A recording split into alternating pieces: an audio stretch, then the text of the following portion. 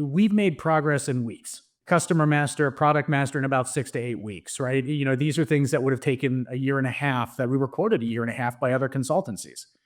The ability to take and transform really depends on the business. The people who are going to lead the future are not the people who can transform in a year or 2 years. The transformations happen by lunch. Our margins have been crap for 20 years. Our output has been basically the same. We're going to change that because we have this new capability now. So I'm going to say as a CEO that our margins are going to be up +5 next quarter. And you employees go figure out how you're going to move the needle here. But that alignment of a goal, that's a problem that's worth solving. Really, can we create this ontology? Can we get all these legacy systems together that are living in your company, that are stopping you and your employees, by the way, from being as productive as you want them to be? It's just not happening. But the first conversations are always going to be, let's talk about getting all your systems together. And then really, we're going to get to AI pretty quick, but we have a lot of subject matter experts conversations to have. PhDs or data scientists or people that can address the high-class engineering problem statements are so tucked away in IT, then they're buried underneath ServiceNow with tickets that you can barely get access to them. And then the business might adopt low code, no code, more simplistic, although certainly valuable applications that do something. But once you get to the level of complexity where you need those functions, you basically can't get access to them. I know people that love their spreadsheets more than their spouse, so it's like there is a total attachment to these artifacts that they've created. And so you have this interesting dynamic you have to get around. But the thing that we probably need to approach the problem with is more explanation of why Excel is so terrible. It's like Excel doesn't work on big data. Excel doesn't have lineage. Excel can't tell you if you were right or wrong. Excel is not going to be something that AI can leverage effectively to evolve the business over time. Because with that level of visibility into your manufacturing company, this is the Industrial Revolution 2.0, right? That it's not Industry 4.0. That's a tool. It's not just AI. That's a tool. Palantir is enabling something that no other tool on this planet can do.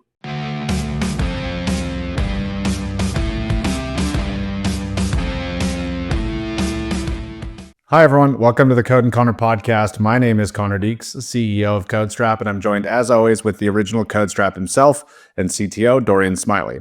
We're going to be bringing you guys the latest and greatest around Palantir, the tech, the company, the community. We'll also be discussing insights on other companies, things happening in the world of AI, of data, of consulting, of investing, and any meaningful topic that requires attention. The focus of today's episode is AI in operations and manufacturing. We're joined today by Duane Massie and Ryan Mead from Sigma IQ. Sigma IQ is a Palantir partner firm founded by Duane that delivers a unique outcome-driven approach to digital transformation to help organizations, particularly in industrials, turn data and AI into real operational advantage. Duane Massie is the CEO of Sigma IQ, known for his no BS, straightforward approach to solving your problems. Ryan Mead is the head of sales at Sigma IQ, with 4 years of experience at Palantir helping companies find better ways to operate alongside legacy systems. Duane and Ryan, welcome to Code and Connor. Great to be here. Thanks. Thanks, guys. Happy to be here. Inspiring topic from the people on this call. The first topic is, are ERPs dead, dying, or alive and strong? Dorian, you called attention to this, ERPs being dead in 2021 in your first CodeStrap video. Duane, you're famous in the Palantir community at AIP Con 5 for calling attention to ERP's demise, and particularly the salespeople around it. So let's start the conversation around ERPs. Is ERP dead? No. You look at the companies out there, especially in the industrials world, and these guys are running mainframes still. They're running AS400. They're running legacy systems. These are systems that run for 20, 30 years. I don't think the ERP system is dead. I think it's been relegated to the scrap heap, if you will. You still need an ERP. You need financials. You need accounting. You need the AP, AR, GL. You need the financial portion of that, right? You need to know where you're making the money at. We haven't done that yet in Foundry. That's why I say ERP has been relegated to the scrap heap, because it'll eventually happen. But from a manufacturing perspective, if you're in an industry that you've got an ERP system, the biggest fear you have as the CEO of that company is either A, normalizing that ERP across 20 different manufacturing facilities, or B, upgrading that ERP. Because what you're trying to do is you're trying to transform your business without the disruption. An ERP is disruption from the ground up. These things were always designed from day one. You want to go out, you want to collect data, you want to see the transaction as it goes through from origination to completion. It's not thinking about the data. It's not being intelligent. It's not making decisions.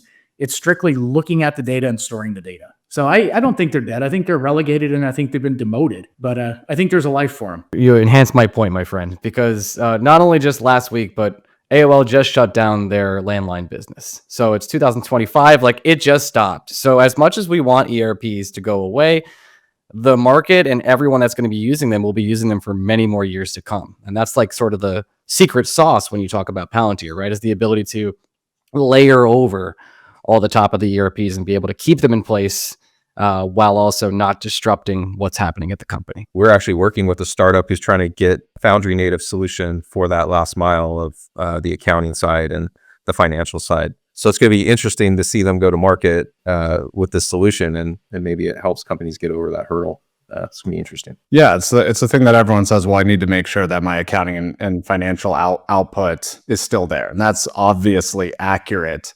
But are we really willing to continually invest tens, if not hundreds of millions of dollars in replatforming ERPs into the cloud just for that last mile of financial output when we know we can rebuild it, right? I am a CPA. I know how these financials come together, the journal entries that get composed from either the operational or the back office outputs. It is complex, but it's not unfeasible or infeasible to actually then build the replacement for that component of the business. Meaning, like Dorian said, when we work with this startup, as and when we are successful getting that, there will be a viable alternative to that part of the ERP. So that's pretty profound in the sense that if we and others, it might not just be us, right? We and others actually build that replacement. What's the ERP for? The source of record? Okay, well, we can rebuild that elsewhere. That's true. I think they're not dead. They're just not adding value anymore, right? And can we replace that value elsewhere in a solution that, look, there is no company on the face of God's green earth that has ever put in an Oracle or an SAP and said, oh my God, the system is too small. I'm using every single piece of this system. I'm maxing it to its capacity. That has never happened. It will never happen. It's when you put in these systems, you use 15% at the most. It's like the human brain. These were built by people who had one goal, not to make your manufacturing company better, to sell an ERP platform. They don't care about your business. You have a tool like Foundry, you can go in and sit down and go, how do I want to run my company? I need to do X, Y, and Z to make my product. Wow, you know what? I can do this in Foundry. I can create the pipeline. I can create an application that sits on top, and I can do that. I don't need to modify my ERP. And then I can take that and I can write that back to my ERP system for financials. Seems to be the best of both worlds, and you don't disrupt everything you're doing on a day-to-day basis. Well, Duane, you had spoken about this on stage, and obviously we've had conversations before, but how easy is it to get the logic that's currently existing in an ERP out of it and then probably enhance it or add additional things where there's gaps in that logic in Foundry? Is that, you've spoken like 6 weeks getting some of this stuff done versus years, right? Oh, look, we've made progress in weeks. We created a first pass at a customer master, product master in about 6 to 8 weeks, right? You know, these are things that would have taken a year and a half, that we were quoted a year and a half by other consultancies. The ability to take and transform really depends on the business, right? The people who are going to lead the future are not the people who can transform in a year or 2 years. The transformations happen by lunch. These are things that people are looking at. How do I make this better? We're all worried in leadership, having been a part of that executive team, right? Having been part of that coaching group, that guiding group, setting the strategy for a business. Look, I hung up the IT hat back in 2011 and I went and ran a manufacturing plant. And that was the best thing I ever did because you get to see this on a daily basis. You see what the pain points are. The people on the shop floor, they will adopt AI when it solves a problem that they have. They will adopt these new technologies when it solves a problem that they have. And they have a lot of problems. They just don't necessarily know it right now. Right? And so as soon as you start making life better and they realize, wow, I can utilize this to make this process better, to actually improve what I'm doing and to actually increase the possibility I'm getting my quarterly bonus, increase my throughput to ensure that I'm building a better product, make a better product, design a better product, throughput a better product. Those are the things that people are going to get behind they're going to get behind you on. They're going to line up in droves to do, right? But until we get to the point where we have companies who are willing to put the resources forward, companies who are willing to think outside the box and not go down the path of, oh, we need a waterfall project plan and we need milestones and we need to know. This is innovation. It took these companies 20 years to build the Excel spreadsheets that they run today. It's going to take us a few weeks to figure out how to decode that spreadsheet and go backwards, right? But we can do it and we can get there. And, I think the other thing that I find fascinating is, of all the ERP systems that I've been exposed to and I've seen through my time in manufacturing, I have not seen one that does not have some sort of other bolt-on package for shop floor data collection, for quality, for planning, for scheduling, for throughput, for inventory. It's all there. I mean, none of these systems do everything out of the box. And now you have a platform like Foundry where it truly is a whiteboard that you can utilize. And that's one of the things we want to bring to the table. How do we tie the manufacturing experience with the builder experience, with the transformation experience to make this a palatable approach for businesses?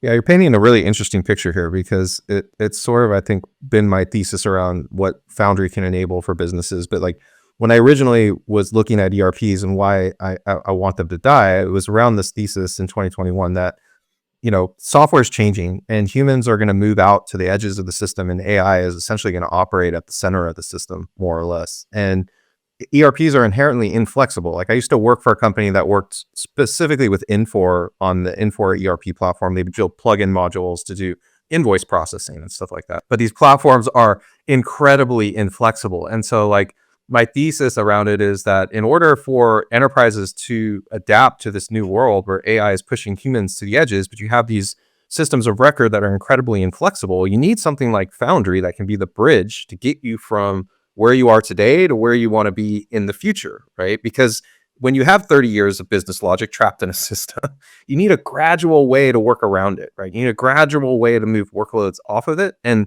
my thought and thesis around Foundry is, man, this is like the perfect platform to do that because it orchestrates across all these systems of record. Can we stop saying 30 years because it's really crushing my heart right now? Because 30 years ago, I was building modem racks at AOL and they just turned them off. So Ryan's like crushing my soul right now with his AOL comment earlier. Sort of my job, so that's okay. But look, I mean, Dorian, you're right. It's like, if you look back, right, and even go to the early 2000s, the late 90s, ERP systems were built to be flexible for an environment. And then we went into this whole compliance realm, right? And we didn't innovate. We built for compliance. Oh, we got to make sure the records are protected and we can't adjust cost and we can't adjust this and we can't do this. And we started putting all these constraints in place. And that's what the ERP system's built to, because that's what the industries wanted, because that's what Wall Street required or whoever required it. You got to be SOX compliant. You got to be this compliant. You got to be that compliant. Not saying that you wouldn't be compliant in a Foundry environment, but you now have an environment that's the most, I'm going to throw it out there, probably the most secure data platform on the face of the earth, right? We can assign levels of security at, I wish we could do that in other systems. And now you have this ability, you're not just upgrading, you're transforming, right? We're not upgrading the ERP. We're transforming how we do business. We're moving from, instead of just looking at the ledger, we're putting the data in the business. We're putting the operations back to work where we can make the change. And instead of having, you don't need necessarily 60, 70, 80 people in some of these departments anymore. And I tend to go back to, I think it was 2022, 2021, somewhere around there. There was an article about Microsoft and they were talking about, geez, you went from 500 billion to $1 trillion. What does your accounting department look like? And they're like, oh, you know what? Through, automation, through RPA, through all this intelligence, we've stayed flat. Well, okay, that's great. But 2 paragraphs down, the reality is you had 5,000 accountants before, and you've now transferred from 5,000 accountants to 3,000 accountants, 1,000 AI people, 500 data analysts, and 500 RPA specialists. So you still need the same amount of people. You just need them in different roles, and you need to right size accordingly to be successful with it. Yeah, we see that a lot where people will quantify the value of some type of innovation or capability.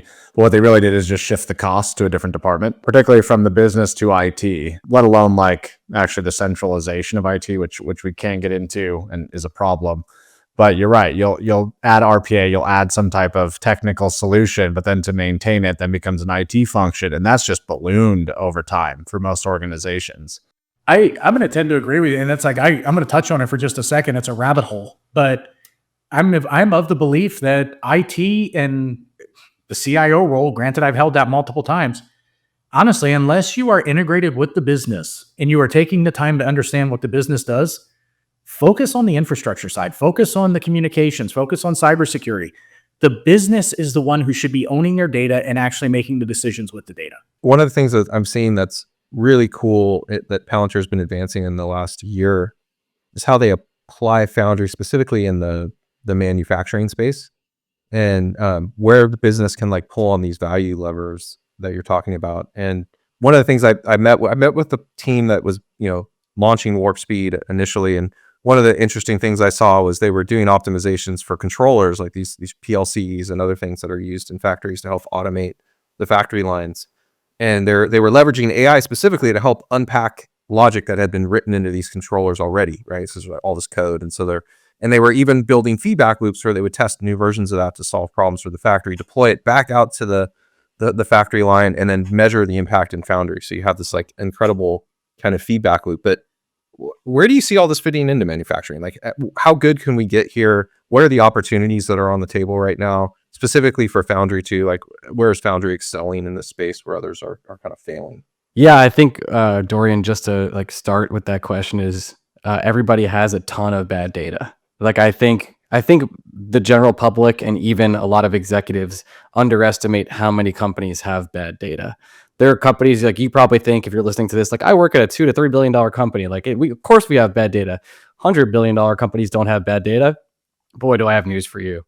And when all those companies have that bad data, yes, that's like sort of the trick to like getting to the final state of AI, right? It's really, can we create this ontology? Can we get all these legacy systems together that are living in your company, that are stopping you and your employees, by the way, from being as productive as you want them to be? It's just not happening. But the first conversations are always going to be, let's talk about getting all your systems together.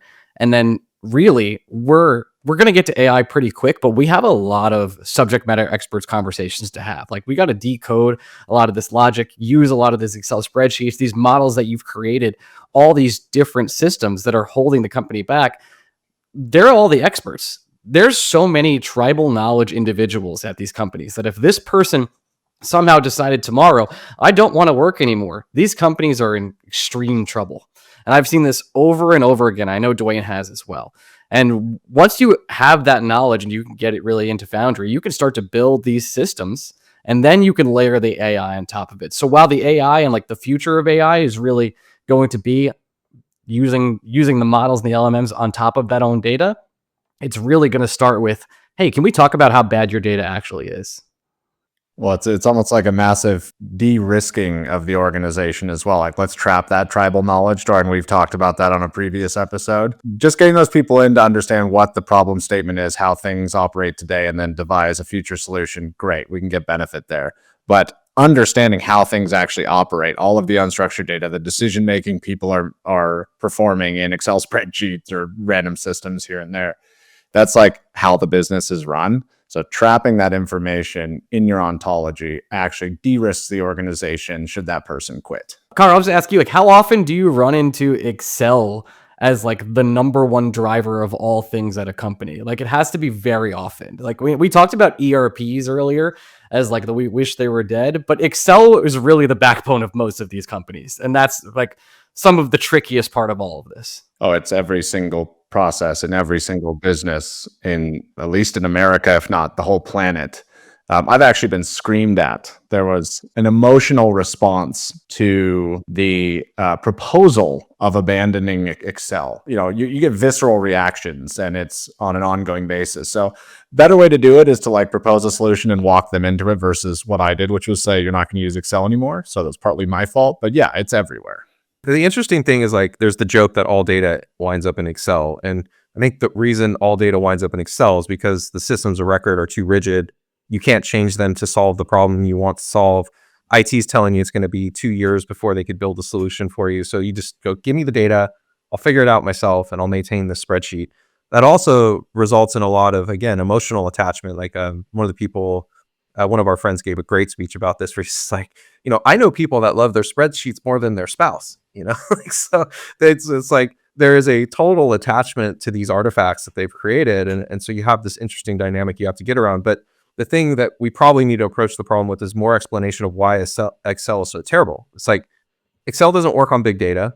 Excel doesn't have lineage. Excel can't tell you if you were right or wrong. Excel is not going to be something that AI can leverage effectively to evolve the business over time. There's this whole category of other problems you could be solving and a new way of working that will make your life better if you're willing to, for a minute, think about what life is like after Excel. And so I think to Connor's point and to that call was very much a wake-up call for us, where we have to understand that people don't necessarily want to give these tools up right away. You have to give them a picture of a future that's better than what they're currently doing today.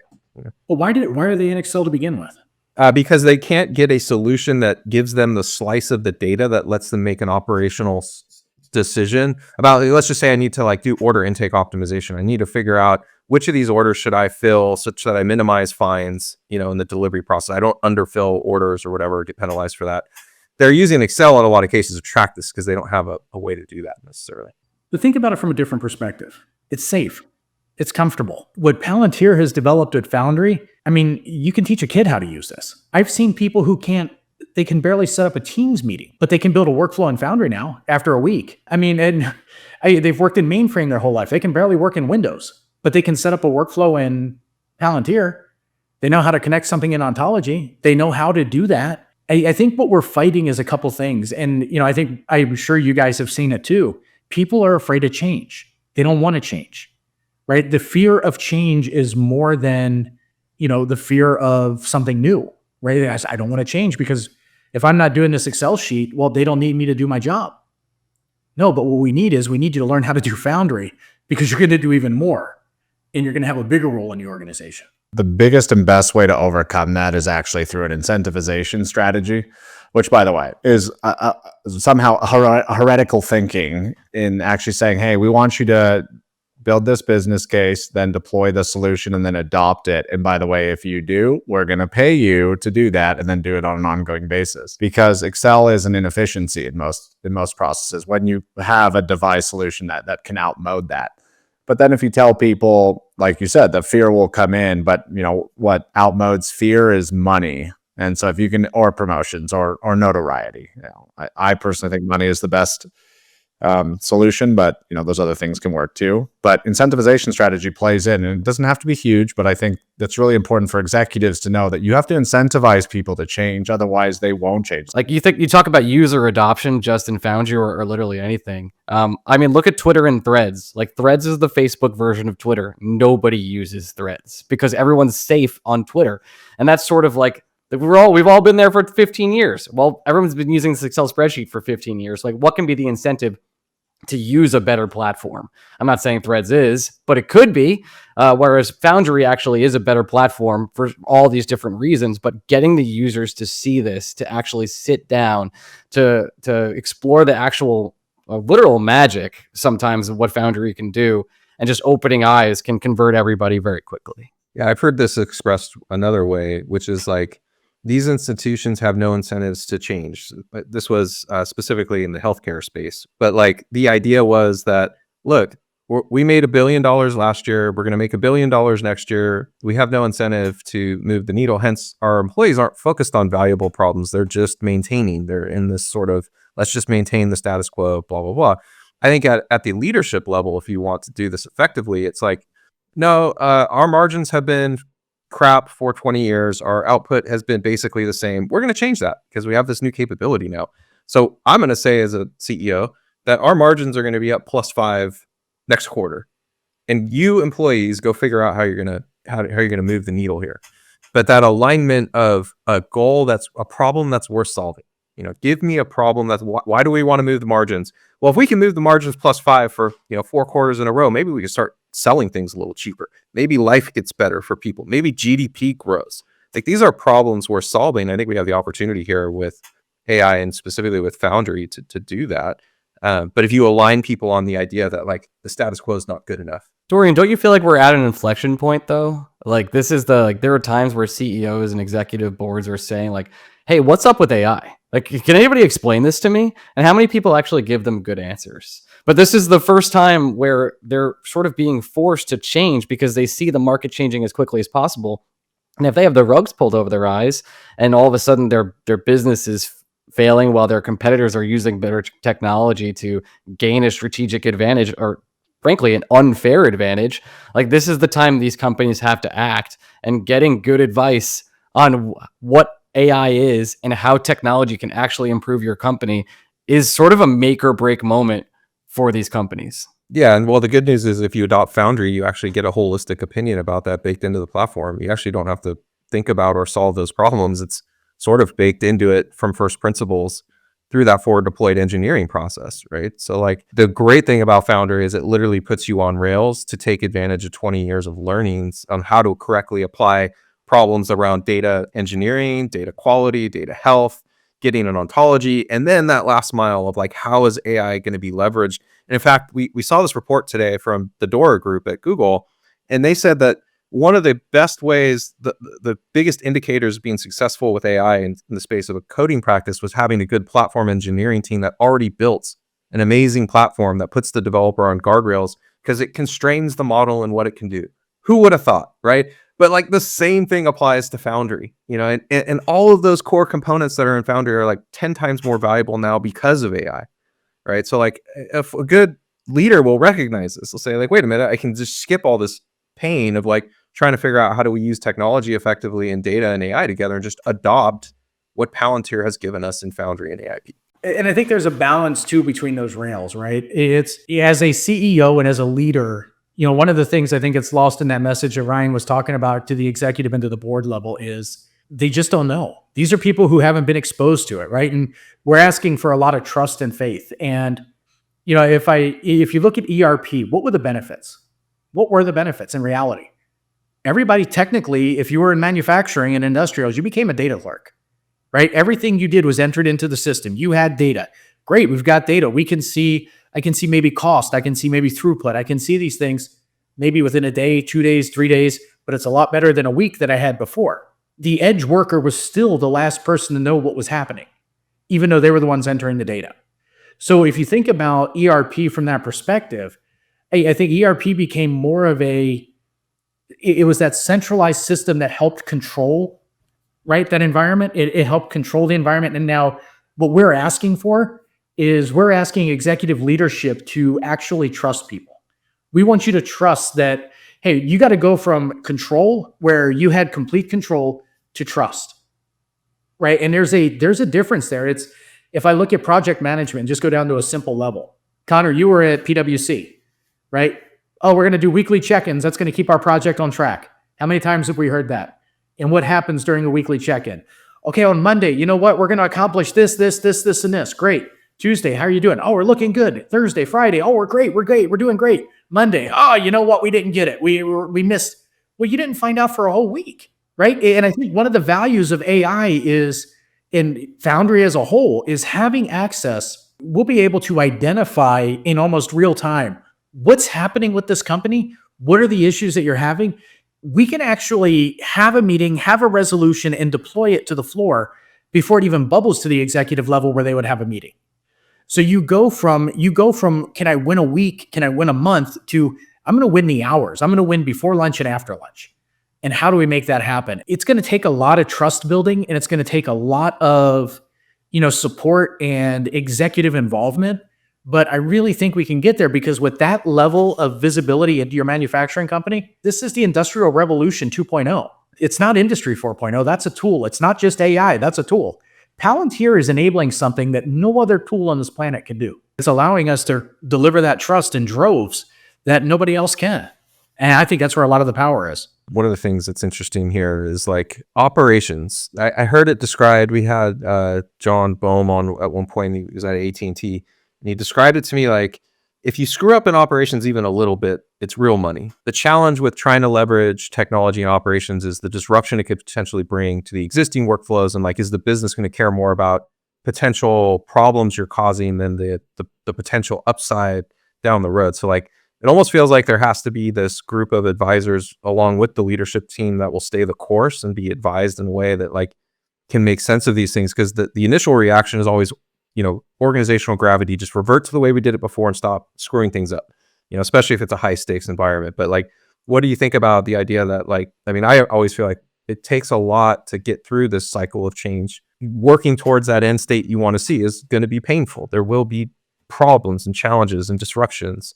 Like, what are your thoughts around like how you advise leaders and try to get them over the hump so that they don't revert back to just the mean? One of the things that we've seen that works really well is once you can convince the executive team, this isn't a waterfall target. This isn't a waterfall approach. You don't go out and you do a massive implementation. What you start with is you start with the 4 or 5 people on the SWAT team, right? Those are the people that know the business, that understand the business.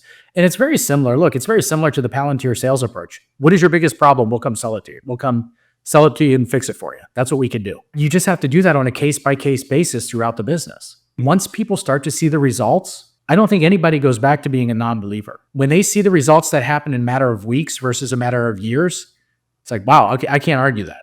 Real things do happen on the shop floor, right? Real things do happen on a daily basis. People call out sick, machines get broken, inventory doesn't get ordered, supply chains are backed up. Your supplier just happened to Ford this week, or I think I was reading about that. The F-150 is in a tough position because one of their largest aluminum suppliers caught on fire up in New York. How do you manage through that? Oh, we got to start replanning lines. We got to reshift people. We got to get people working on different things. How does that all tie together? If you live in the world of just an ERP system or a single platform, you're stuck, right? You're downloading everything to Excel. We're going to tie 10 different data sets together. We'll eventually come up with a solution, but you're not being beneficial to the company. You're going to have an answer in weeks, not in minutes. And you need a system that's going to give you an answer in minutes. And that's what we're delivering with Foundry. One of the things that I heard the other day, I think it was on the All In pod, they were talking about it's hard for us to compete in the sense of reshoring manufacturing tomorrow. That takes time. But one of the areas where we're already really good and it could actually improve the existing infrastructure we have is we're really good at software. America leads the world at software, right?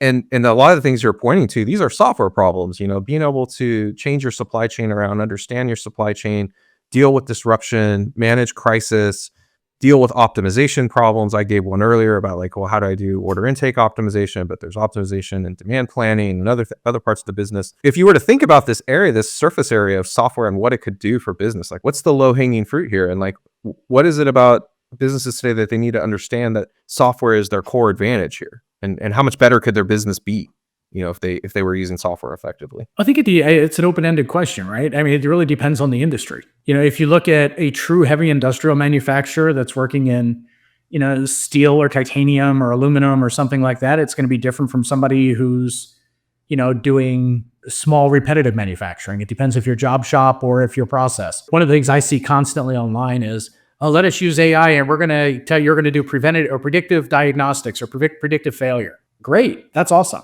It fails when it fails. You can get a little bit closer. If you're doing your PMs and stuff, look, I have implemented this one before too, and it works. It's not like saving me billions of dollars at the end of the day.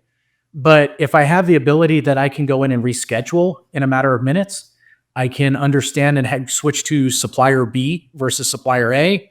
Oh, wait a second. You had the I-95 bridge in Philadelphia, a truck ran into it a couple of years and it collapsed. Great. How do I need to ship from New York down to Virginia. Can I do it by train? Can I do it by another path? Can I go a different route? Right? When you start looking at all of these different decisions that need to be made, you're not necessarily going to trust AI to make them, but you're going to trust AI to give you faster visibility to what those decisions that need to be made are. Right? You're not trusting it to make the plan for you, but you're trusting it to come back and say, hey, the I-95 bridge is down. You can send it on rail. It's going to take 1 extra day. We can put your packages on FedEx. It's going to take 2 days. It's going to cost you, $75,000 more, or we can put it on a Greyhound bus and we're going to send it through Kentucky and back up. It'll cost you $4, but it'll take 4 days. Which one works for you? And there may be a balance of those. There may be something that you look at that says, wow, okay, I need half of them to go here, half of them to go here, half to go here. Because at the end of the day, it's customer experience. It's what your commitments are to your customer and delivering that quality product. And the quality product is third, because you have to meet your commitments and you have to have a great customer experience for the customer to come back. I was going to say, if you look at manufacturing, it's all around, maintenance is a part of it, delivery is a part of it, manufacturing, scheduling, quality, throughput, freight, logistics. It's an open-ended question, but every single one of those business functions has immense opportunity.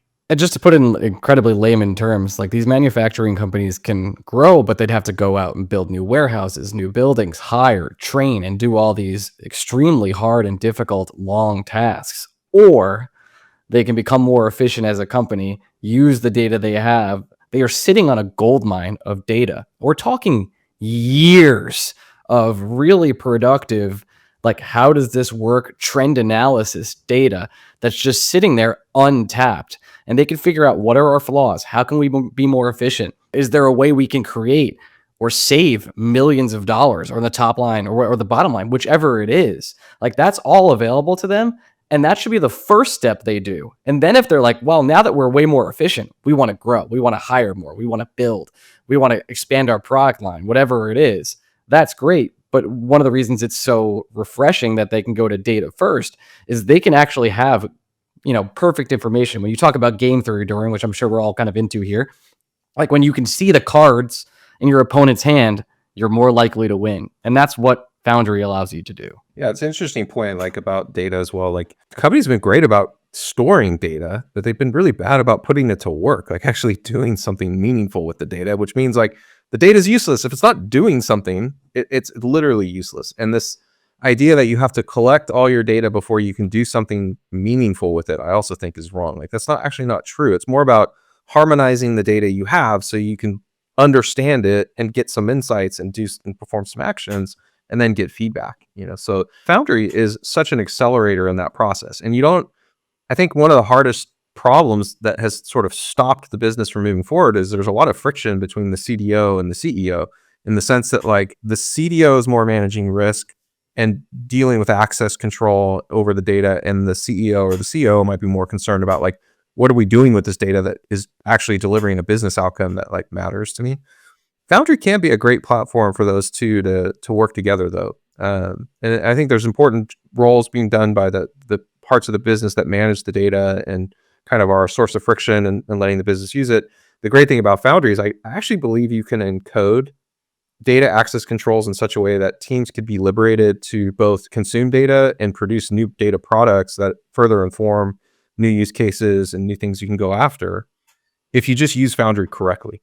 Correctly meaning like you've got the right security model in place, you've got the right role definitions and groups, you've got the right minimum requirements when you consume a data asset, what should be in the pipelines, and how are you managing the row level and column level access permissions. And then the same thing when you produce a new data product in Foundry. Getting good at like sort of operationalizing data, Ryan, I think also is getting good at like, how do you automate the process of the controls that the CDO cares about into a platform such that the business can actually do something with this data, in a time scale that matters. I don't want it to take 5 years. To your point, I want to solve a problem over lunch, not 5 years from now. There's a miss here in the market too, at least on people that provide services or strategic advice to customers who have invested in Palantir, Foundry, AIP, whatever, in that no one seems to be talking to the CTO or the CDO and the benefits of the platform. It kind of becomes an afterthought. They go straight to the business. They try and solve the problem, which is great, right? That's how you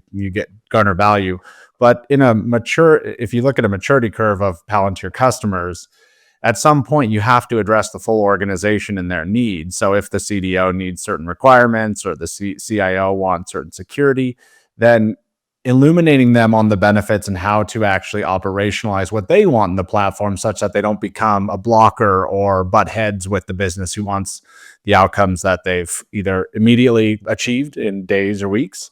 But then how do you keep that flywheel going? We need to address the second half of the room here so that they understand the benefits of Foundry. That's why I'm so bullish on the platform SDK and the investments that they're making in developer tools, is automating Foundry the same way we automate AWS, because like my background is building platforms on top of AWS, and our platform engineering teams, our job was literally to ensure that every product built on our platforms had met a minimum standard of quality, security, et cetera. Like, we didn't want developers thinking about those things. We just baked it into the tools they used such that the outcome we wanted was automated, you know.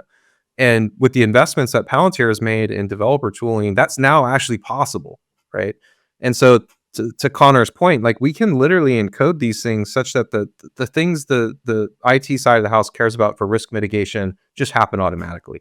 And it solves this problem where we've often seen like Palantir often comes in through the business, and later on down the journey, 3 to 5 years in, they meet IT, and now it's all of a sudden this gigantic refactor to like make Foundry fit with the risk profile that IT has defined, you know. And if we get good at automation and we get good at encoding these things, they can go hand in hand. They won't fight each other 3 years in. They'll just accelerate past. You know, they'll encode those things the CDO worries about and accelerate further. Well, I think part of the irony there too, what you were talking about earlier with the controls and the code and the guardrails and the governance and everything around that, is that governance that was put in place is what stops companies.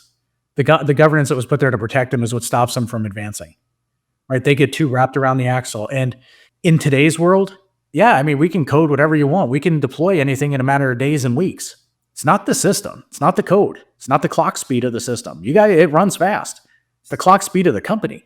That's what's, you know, it's like the company can't adapt. One of the great things about Foundry implementations and the approach that Palantir has taken in doing these deployments is you focus on a business case, right? You focus on a problem. It's digestible. It might be a really big problem, but for the most part, it's still digestible.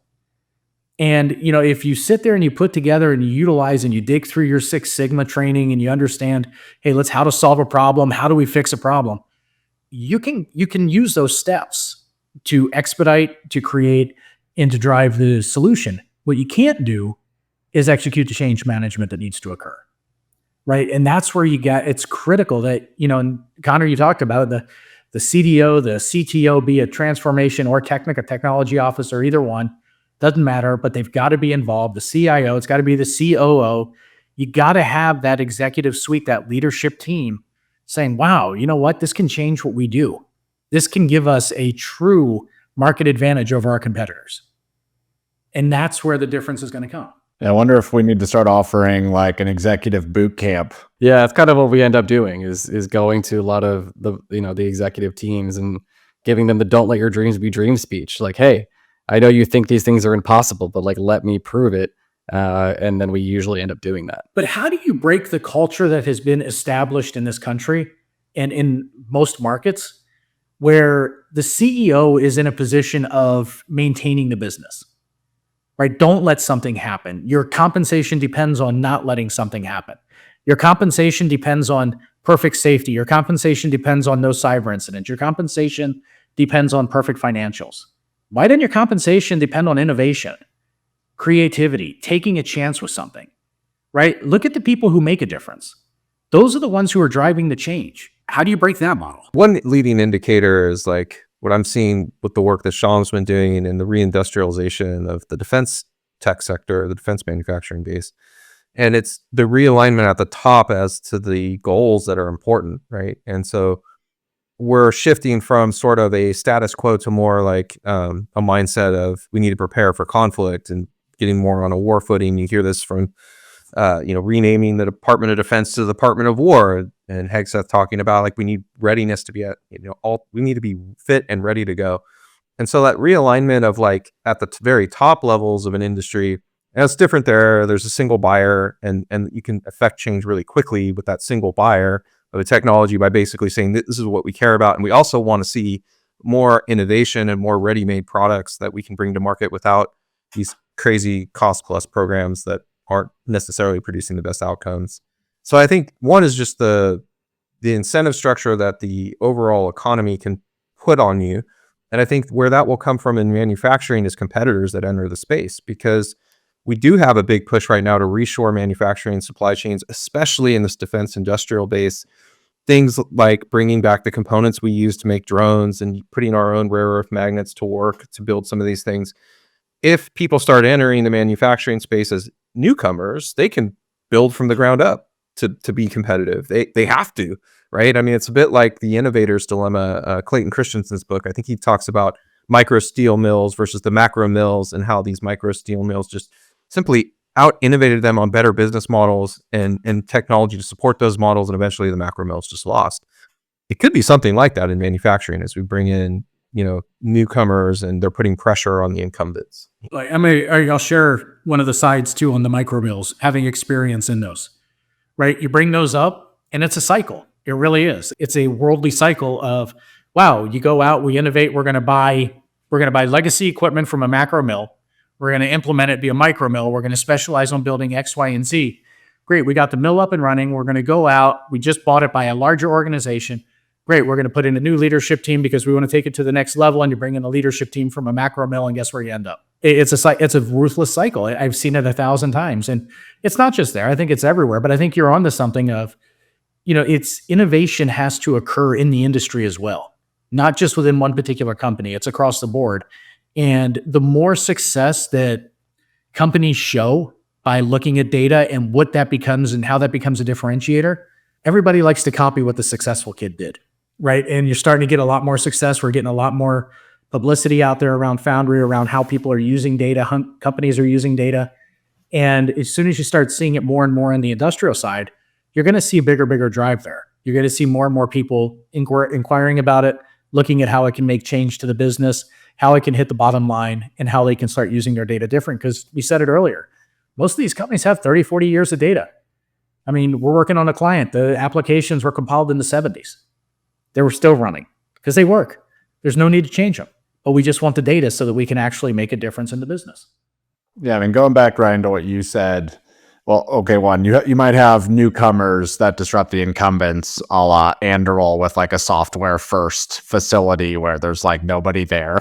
It's all automated or near automated. So that'll pop up in different industries. But then back to your point, Ryan, like there's so much juice to be squeezed out of the fruit here, where companies have all this data, where they have antiquated processes or a lack of use of the current systems or data, that if we can just bring that together, we can improve operations. We can push down to the bottom line, Duane, like you said, in the current architecture, in the current facilities that are being used. So there's both things here. One, you might need to watch out for newcomers that are going to just naturally disrupt the market, but also like focus on innovating inside yourself if you're an incumbent. It's also, Connor, it's just to add to Dwayne's point on the end of that, it's word of mouth. Like how is everyone going to, figure out if they should choose Foundry or not? Their competitors or their friends and allies within the organizations they talk to very often are going to say, we've been using Foundry and it revolutionized our company. And all of a sudden, when I first started selling Foundry 4 years ago, it was like, hi, I'm from Palantir. Like, who are you? Like, what do you do? And then the line over the last year was out the door. The demand is crazy. That's because, well, obviously of the growth of the company, but also because of the adoption within so many different fields. And we're seeing this now. Like now you're starting to see the fruits of the labor from what Palantir has built and planted, is that all those claims they made about revolutionizing, manufacturing in America, but also all these other great companies have come to roost. It's all working. And now all those people are talking to other companies, or even other, they'll leave and they'll say, oh, I left this company. They'll go somewhere else. And they'll be like, hey, I just noticed we're still using ERP here. That's weird. I used Foundry at this old place. I'm going to change everything here because I'm a disruptor. And that's how we move forward. Yeah, the most famous example of that, at least from the AIP con ecosystem, is the gentleman who went from Tyson to Lennar. Unfortunately, he retired. Maybe, Duane, maybe you go hire him. Yeah, he did Tyson, and he went right over to Lennar, and he was like, look, guys, I'm going to revolutionize everything again here. It worked at the last place, and he was right. Yeah, it'll be interesting to see what comes out of, disruption's a powerful lever to pull on when you want to affect change. I think that competition's going to put a lot of pressure, especially if companies are finding ways to compete on the business model. If they're able to master data, they're able to kind of look more like a Tesla when it comes to technology in terms of being able to use data effectively. Maybe you take control more of your supply chain. Maybe you're able to internalize more functions. Maybe that shows up in the bottom line. You're able to like outcompete your competitors on the business side of the equation. That's a really effective way to get people to want to change. And to the extent you can show the leading indicators of this happening, every little use case, every AIP con where you can point this out, I think that just further gets people to want to move the needle, and not be content to just maintain things. They want to build things again. I look back to when I ran my clans. It was all about labor. It's the number one cost that I had, right? Labor and metal. And it was, who's the most efficient on this part? That was one spreadsheet. How many parts do you need to run today? That's another one. What's the weekly schedule look like? Great. How many airplanes are they building this month? How many parts do I need to deliver? What's the schedule look like? Those were all separate programs that you ran. If I could take all that and tie it together and build one process to where I could run my plan from one dashboard and know what it is, it's a game changer. And it's not just in a metals plant. You can do it in parts manufacturing. You can do it in plastics. You can do it in assembly. You can do it in anything, right? These are all viable opportunities where that data works. And it's, you talk about re-industrializing, re-onshoring, right? It's training up. I feel there's a lot of, opportunity to train people. However, it's not just training them in Foundry, right? There's a visibility and a understanding on how to think outside the box, how to think to solve a problem. Let's get back deductive reasoning. Let's get back, our ability to have logical thought processes. Let's think, be able to think and encourage it. I tell everybody in the company, I told everybody that has worked for me for the last 15 years, I want you to flat out fail. Fail. Learn what it feels like. It sucks. But then recover and come back and build it better and learn from the mistake. And if you look at the people who are actually driving change, they're outthinking everybody else because they're going out and failing, right? Ellison failed with Oracle. Apple failed many times. Microsoft's failed. Tesla's failed. Look how many rockets blew up for SpaceX. It's like, but what they do is they pull all the parts in, they sit down, they look at them, they build it better. I think one of my favorite, just memes on the internet is looking at the evolution of the rocket engine for SpaceX. Oh, the three. Oh, yeah. It's like, how many parts? You went from like 70,000 parts to 12, right? It's like, that is amazing, right? It's just make it as reliable as possible. And that's really what we're trying to do with data. Yeah, so it's, how do we get everyone to kind of operate as a forward deployed engineer, facing down their problems, solving them, being comfortable with failure, being allowed to fail by leadership. In that vein, Palantir's American Tech Fellowship is trying to retool, reskill like the masses. We just spoke to Zoe Nangite on the last episode where she unpacked what that program is, which is really just a hyper intense training program, get blue collar and technologist workers in likely the heartland of America to start to be equipped with these tools and then go solve their own problems. Question for you, Duane, you, Ryan, is like, can we do that? How fast can we do that? What does the outcome look like if we can reskill the masses? You're better when you have better tools. And this is where Foundry comes into play again. And I feel like we keep repeating ourselves a little bit, and you guys do this every week. So it must be like, and that's why Foundry, like every 5 minutes. But in this case, it is the truth where it's, you have this tool that's going to be a lot easier to use. Like, I'm not a tech person. I cannot code, but can I make a pipeline? Yes. Okay, well, now I've made a actual difference within my company because now I can make a data pipeline. And this is something I couldn't do 3 years ago. Oh, well, now I can also do a drag drop, actionable dashboard that I've created with my Ontology, the pipeline I created. I don't code. I don't know anything. I didn't have the business background, but I've made a huge difference in my company already. And I can actually be an internal disruptor, even at any level, even below director, because I built this. I can go to my boss, and then my boss can take credit that I did this and I revolutionized the company. And all these things happen on a daily basis because you actually have a software that you can use yourself. Like, this is the re-teching, the re-education of the workforce. I love this example, and maybe it's stupid, but people didn't know how to use email. And that sounds crazy now. But like when the internet first came out, and you were trying to do these things like, no, I'm going to keep mailing, keep faxing. Like, we all knew eventually you were going to die at that job. Like, we all kind of knew. But this is what's happening now. Like, the AI, the technology, the new data, like, you have to get reskilled because if you didn't, I was like, no, I'm going to keep my horse. Driving's not for me. Like, that's just not going to work.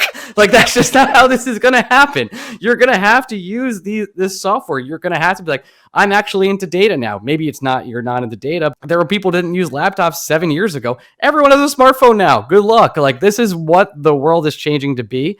And Foundry is going to be one of those tools that's going to help you reskill really quickly. So like when you talk about the time frame, like, grandma got the cell phone. She was like, I can't really use this thing. And then 3 weeks later, grandma was on 17 apps.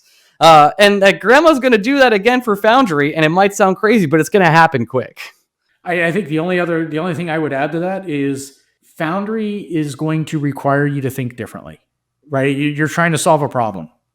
So I think on top of your training, on top of the tech coding, I think you got to tie some of your other life skills in there too. This changes a lot of different things that are out there. And from a company perspective, from an executive leadership perspective, companies need to look at how do I get the most out of it? And it's not just the Foundry training, but it's also what other training do I need for my people to actually know how to solve problems, right? How do I look at it differently? How do I go in and break the problem instead of just, wow, this is really cool. I can build this in Foundry, and I just built the exact same workflow that I've had for the last 20 years. And I didn't take anything out of it because that's what my Excel sheet did. That's the worst thing that could happen. One of the interesting things I'm seeing about the tech fellowship and specifically was, and I had asked a few people at Palantir about this, was just initially the requirements were a little strange to me. Like they were going after blue collar workers, and they want to reskill people to give them, an advantage to do some of the things you're talking about doing inside their organizations, be a disruptor and, implement some sort of forward deployed engineering practices with the business. But they were asking for things like, it was weird. You needed to know like programming languages, or like, you need to have some skills around stuff you would probably learn in advanced math or science programs like postgraduate, And I was like, wait a minute, that doesn't make sense. Like, and so what I was thinking in my head is like, well, maybe we need to disaggregate the problem sets they're trying to solve into buckets. And it's like, I know for sure that anyone can use Pipeline Builder, anyone can build an ontology, anyone can build in Workshop and build operational applications. But there's a layer below that, and we often call this the south of the ontology team, that does need to be very engineering heavy, because it's orchestrating systems in code, right? Maybe I'm doing API orchestrations across multiple systems of record, and I need to know how to do a distributed transaction and roll it back. Like those are computer science related issues. You have to understand how to solve those. And so like there are layers underneath where you need very advanced engineering skills, or you need to know math really well. Like there's optimization problems related to pricing, for example, like building Cornell models and like understanding how to run game theory simulations against those to make changes in your pricing based on when tariffs go up or down, right? But like you probably need an MBA to know the math behind that pretty well. I think there's this role of the south of the ontology team that acts as like the force multiplier for the fellowship program that hasn't really been thought out really well yet. And like, how many of those people do you need? How should they be interacting with the ontology such that they amplify this value downstream for the people who are more the blue collar factory line worker? I think that part has to be fleshed out more. And the thing that I like is watching those groups work together, right? Because like I see this at DevCon where we team up with business people to solve problems. I love that dynamic. I think it's super powerful. So I think there's some work to be done here to figure out like where does the engineering and hardcore math skills come in, and how do those teams work together both north and south of the ontology? What I've seen anecdotally at clients is this complete disconnect of those functions. Largely, PhDs or data scientists or people that can address the high class engineering problem statements are so tucked away in IT, then they're buried underneath ServiceNow with tickets that you can barely get access to them. And then the business might adopt what Ryan, you were talking about, is like low code, no code, more simplistic, although certainly valuable applications that do something. But once you get to the level of complexity where you need those functions, you basically can't get access to them. So it's really like an operating model. How do we maybe push those functions, the south of the ontology team, closer to the north team, such that it becomes a faster loop to get access to those and to leverage those people and to get that amplification from the south team. And I think that's part of like what Duane and I do at Sigma IQ, which is like we're the human ontology. And I know that makes sense to both of you, so I don't have to explain that joke. That's awesome. But like the fact that like we can connect these different groups that don't usually talk to people and say like, look, we're working with the business to create this outcome, or the business is looking for this. We just want everyone involved and everyone's piece of information.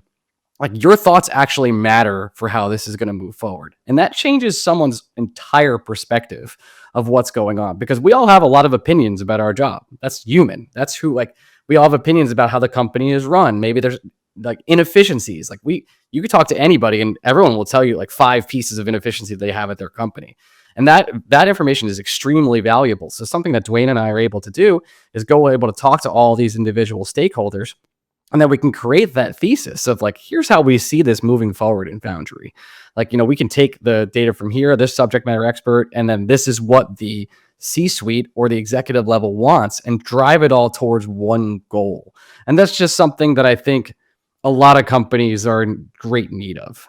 When you go in the first time with Foundry, you do your first pilot, your first demo, you get this like, wow, man, the big eyes, and everybody's like, this is exciting. Oh, I can just drag and drop this. You also get like the two guys that are just fully glazed over. Like, what does ontology mean? I have no idea. And then you sit there, you go a little bit longer, and you actually get them into the system, and they start playing with it for a second, and they're like, wait a second. My job used to be like, I'd get a request and I had 3 months to get this complete. I can do this in like 6 minutes now. So what does that mean for me? Wait a second. There's like 15 of us on this team, guys. Whoa. We got a problem here, right?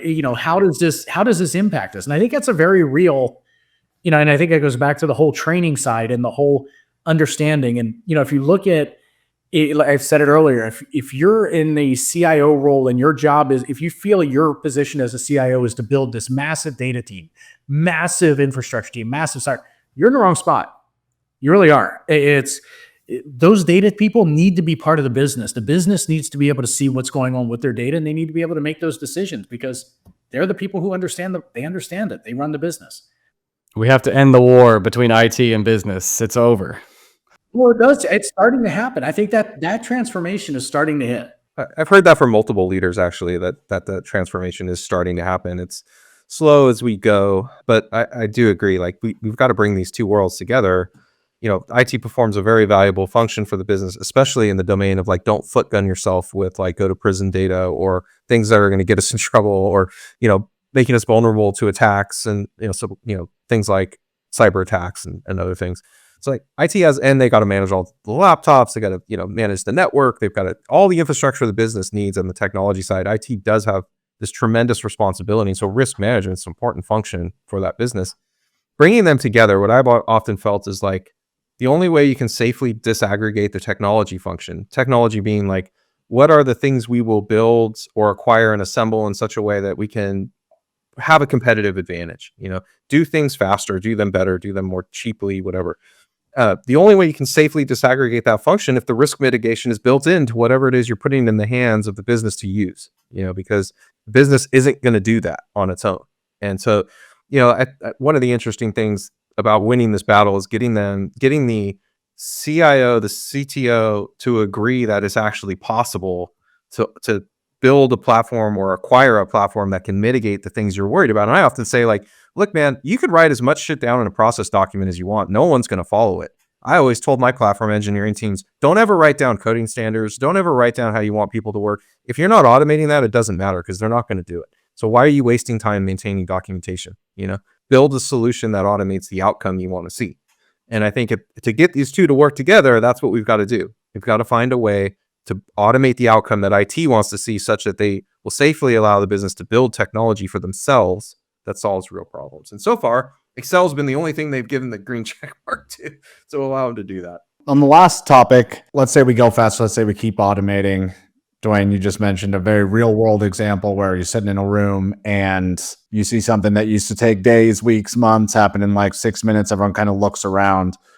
What happens when we start to introduce more AI coding tools or people start adopting AI FDE? That pace of acceleration, one, means we definitely need some of those guardrails well thought out because there's calamity if we just keep running at a pace that continuously accelerates with no guardrails. But kind of what do you foresee happening here? Like we accelerate on code generation. We accelerate on low code, no code tooling generation. We have AI FDE using the tools on its own. Where does that go? And can we get people upskilled and using the tooling fast enough to actually benefit from that? Or does it just become a massive risk and we don't let people use it? There's a part of me that really believes in the whole guardrail side, right? It's like you got to have guardrails and stuff to keep it from going completely off the track. There's also a part of me that's like, you need to have almost your own skunk works within your operation that doesn't necessarily have the guardrail so that you can actually solve problems and find ways to do things differently, A lot of times your guardrails keep you constrained to what you've been doing for 20 years that may not be working. And you, regardless of what platform you're using or what tool, you may not get the data that tells you that because it's not something you can see. Versus if you have that skunk works where you can actually try things, test things, build and develop, and actually make a difference, I think that's where you'll start seeing that difference. As far as, upskilling people, I'll say it again. It goes back to, yeah, you can train people. I mean, we can train anybody to do this work. You're going to have people.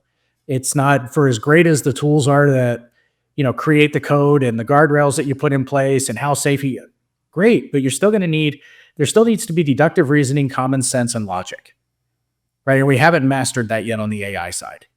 And if you want to change your business, you want to transform your business, you need the three of those and you need technology, right? For somebody to walk into a manufacturing company and go, man, you know what? I have no idea what a manufacturing company does, but I'm going to come in here and change everything you do.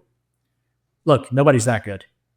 They just aren't. You got to walk the floor. You need a pair of steel-toed shoes. You got to walk the floor and you got to understand what they do. You got to see the pain points. And I will give credit where credit is due that every Palantir person that I've been engaged with that has been developing for us has done that, right? In my past, when I used them, we had them on the shop floor and it made them better. They had to learn it. They had to grow it. And every one of them said, wow, I needed to see this. Great. And it made the development that much faster. So I think from my standpoint, I think you need both. I really do. I think you need to have the guardrails. You need to have the automated AI side, the automated development, the automated FDE, whatever you want to automate. It's great. If we can get to the point of focusing on smarter work and becoming better at what we do, that's what matters. I think this always comes out sounding the wrong way, but you just got too many people who are comfortable in their jobs, right? And comfort does not breed innovation. Right? Discomfort breeds innovation. You got to have a reason to change. What is that reason? And once you find that reason, you're going to change. Yeah, just to add to that, the AI FDE isn't going to sit back to back on Teams calls all day. Someone has to do that. Someone has to make that sacrifice. So humans are going to stay in the loop. And if you really want to do something valuable with AI, have an AI agent sit back to back in Teams calls. You may have the first AI agent that actually quits on you. It's just brutal. It's like, I'm surprised that the tool in Teams that takes the narrative, I'm surprised that just hasn't gotten up and quit. It's like, this is ridiculous. I'm very skeptical of AI FDE being anything that external people outside Palantir can use effectively at this stage. I've seen multiple demos of it. I can see how it accelerates a skilled FDE who already knows Foundry and has access to the internal tooling inside Palantir that you actually have that you don't as an external person that uses the platform. I see how that accelerates them, but I cannot see it for the life of me where an external person is really going to be able to leverage that technology at this stage of the game without absolutely obliterating the ability to build and deploy with confidence continually, and where the business wouldn't lose confidence in the platform as a result of issues that are going to occur as the complexity meter goes through the roof and they don't understand what they're shipping anymore. And so I think there's this fundamental disconnect in the idea that the people who I see use AI FDE inside Palantir, they're software engineers. These people write code. They also know Foundry inside and out. Like, they're not a person who's just learned Foundry 6 months ago building workshop applications and knows what's going on under the hood and all of the controls they need to put in to make sure what this thing just produced can actually be shipped to production safely, observed, maintained, rolled back if necessary, like all these things. And so my theory on it is that AI can only accelerate you as much as you've put in the right guardrails and to leverage it effectively. And that is difficult to do, to say the least. And I think it's going to be different for every organization. I don't think there's one AI FDE that can pull on the levers of velocity, the trade-offs of velocity and stability and risk for every company. You just can't do it, man. So it has to be customized to that organization's risk profile, their tolerance for these things, like how they want to ship value and deliver this stuff. And that'll actually be the real opportunity for Palantir and for people like us, right? Is to go out and build those platforms and solutions and build the methodology and framework such that they know what value levers they have to pull on, what the trade-offs they're making when they pull on them, and customize something to the organization that really moves the needle with AI. That's my belief. That Dora report that came out today completely validates it, along with a lot of research we've done on our own to understand the effects of AI in the coding space. because those effects actually are very similar in other domains. So it's, I think that's where we're going to end up in the future. No, I think I think you're spot on as well. And I'll tell you the one thing that breaks my heart when I hear it is I've talked to a couple CEOs, and the first thing that they say is, we don't have a strategy yet, but I'm hiring an AI executive team. Why? We need to control this. Okay. You're not building a Terminator robot with Skynet. Okay. We're trying to automate purchase orders and get things flowing through your shop floor. And I think there's still a risk. And I go back to that, what you're compensated for and, how you guide that. And I think we've been very fortunate in our journey is working with very, very open leaders who want to take that chance, who are like, you know what, man, we are where we are. This can get us where we need to go faster. And those are the people who I think are going to make the difference. And like you said, it's like, you can only go as fast as what the team's going to allow you to go. If you can break off and get those 5-person, tactical tiger teams or SWAT teams, you just tend to go faster. There's this Kelly Johnson's 14 rules for Skunkworks. And one of them is like, the teams need to be as small as possible. The people with access to the project, that number of people with access to the project needs to be restricted. And he understood it intimately about like too many cooks in the kitchen is just going to derail any kind of progress. And so this is definitely something worth reading. I think to your point, Duane, as companies try to innovate, it is really useful to go back and look at some of the lessons learned from the past. That team size, man, it's key. And people with access is key because it just strangles the life out of anything when there's too many people involved. Yeah, you live it, you grow it, you learn it, you know it, and that's what you live by. I was lit, for multiple years, my life was every morning at 6 a.m. sitting at my plant. What's my variable cost? What was my throughput? Okay, I was off yesterday. How am I going to recover today? If I had this tool back then, it would have been an entirely different story. I spent half my day just getting to the base numbers, as do most leaders in an operational environment. And you take these tools and you put it in front of people and they're like, holy cow, I can get to this instantly when I walk in the morning. Man, that's the value right there. That's the game changer.